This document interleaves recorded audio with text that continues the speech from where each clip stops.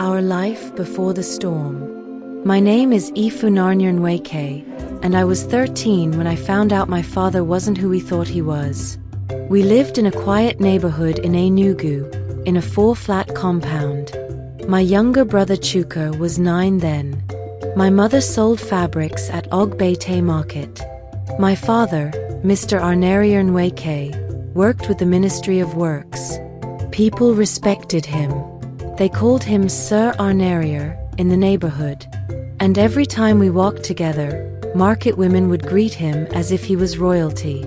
Everyone said he was a good man. He wore clean shirts, spoke softly, and never raised his voice, not even when Suker knocked over his trophies in the sitting room.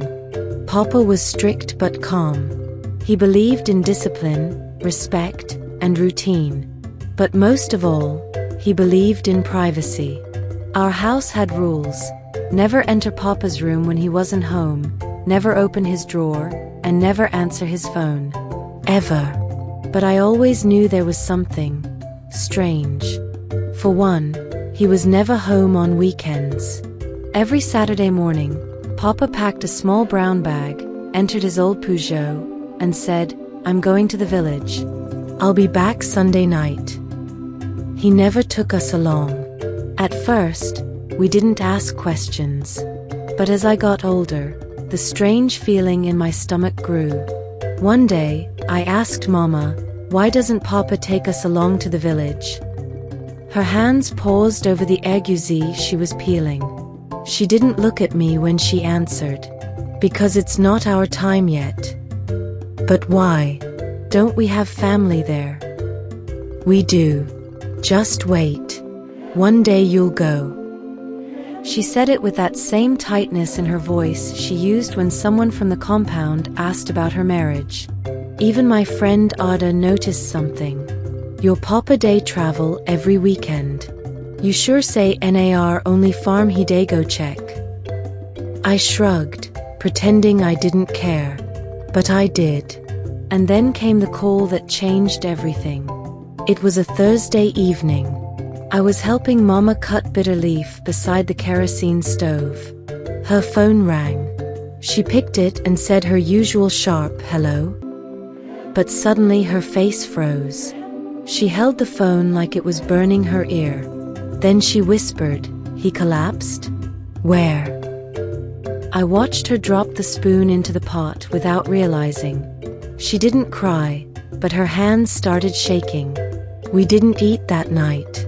She just packed 2 bags and said, "We are going to Suker tomorrow." "Me and Suker too?" "Yes." That was the first time in all my life that I was allowed to go to the village. That was the moment I knew something wasn't right. Arrival in Suker. We left at 5:30 a.m. The bus ride was long and hot. Mama didn't speak much. She just held her phone like it might ring again. When we reached Suker around noon, I expected a small house near the farms, the type I'd seen in Nollywood films. But what I saw was shocking. A big cement house, painted green with a red zinc roof and satellite dish. A wide compound, with goats tied to trees and a generator humming faintly in the back. But that was not the surprise.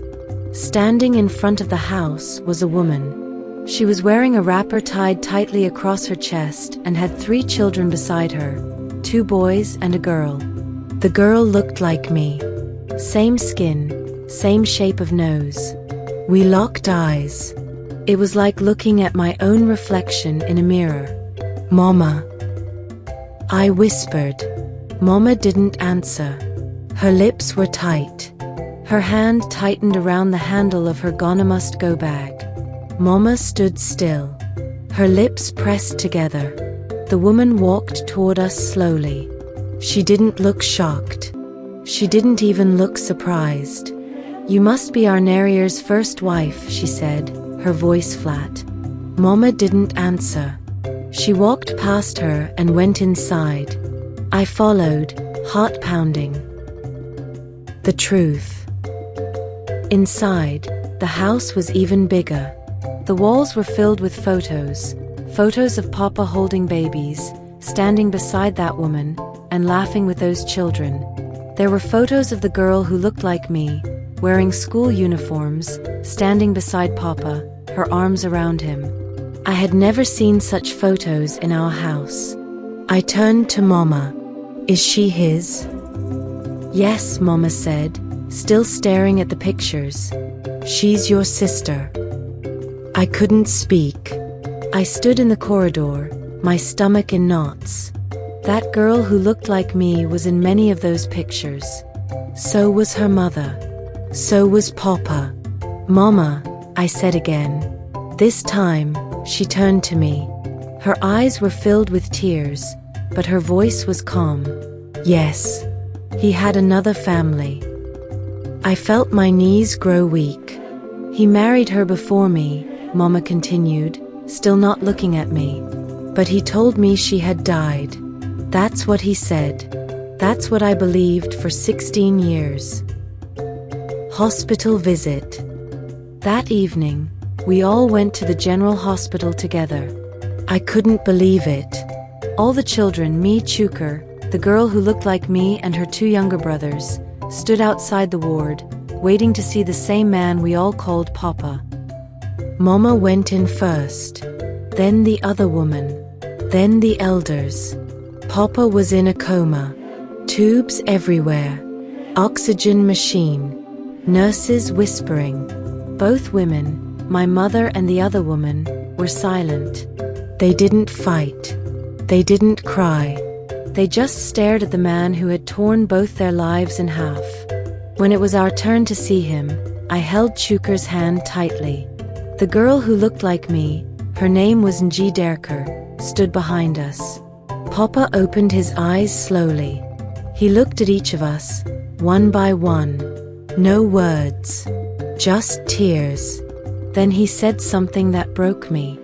I wanted to keep you all. That was all. And slept again. Family meeting. 3 days later, the elders gathered. Both wives sat on opposite sides. We children sat quietly behind them. Both wives sat in silence while the elders spoke. This is why polygamy is dangerous, one old man said. It's not about polygamy, Mama replied, her voice calm but cold. It's about deceit. The other woman, who I later learned was called Mama Ngiderker, finally spoke. I always knew he had another woman. I saw her number on his phone once. But I was tired. I didn't care anymore. He always said she meant nothing.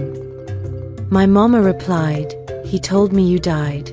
He even showed me a fake obituary.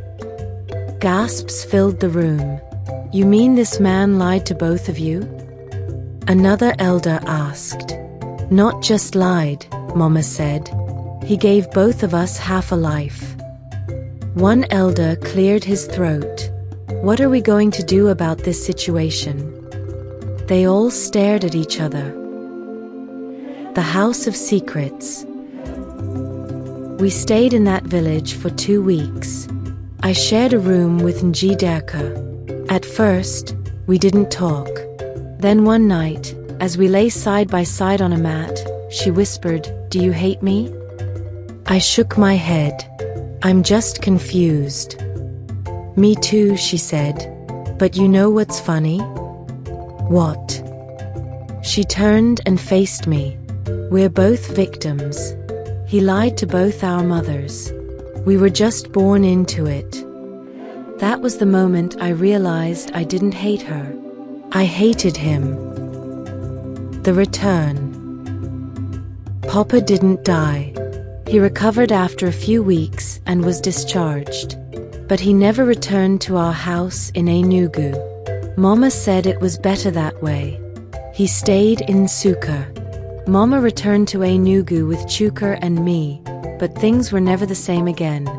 Life continued, but something was broken. She stopped wearing her wedding ring. She stopped talking about love.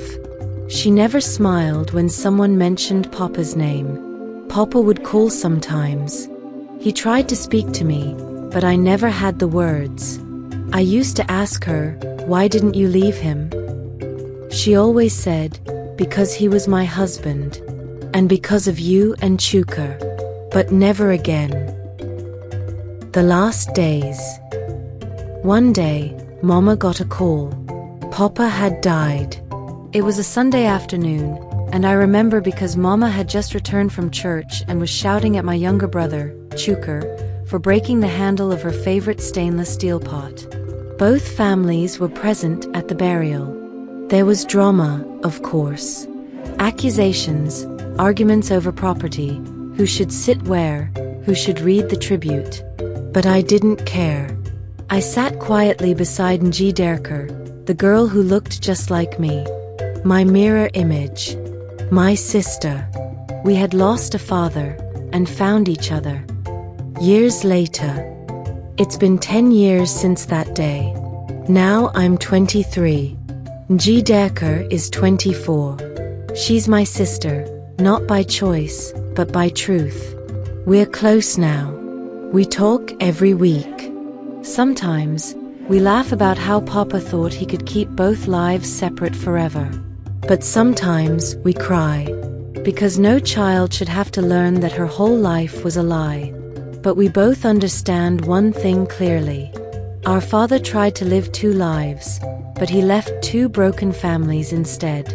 He thought lies could build a house, but lies can't hold up a roof. Now, whenever someone asks me what happened to my father, I say, he died, but his secrets died louder. Final words. This is not just a story about betrayal. It's about silence, about secrets. If Papa had just told the truth, maybe things would have been different. Maybe Mama wouldn't have suffered. Maybe I wouldn't have spent years hating someone who is actually my sister. But here we are. And now I know. You can hide a second family, but you can't hide the consequences.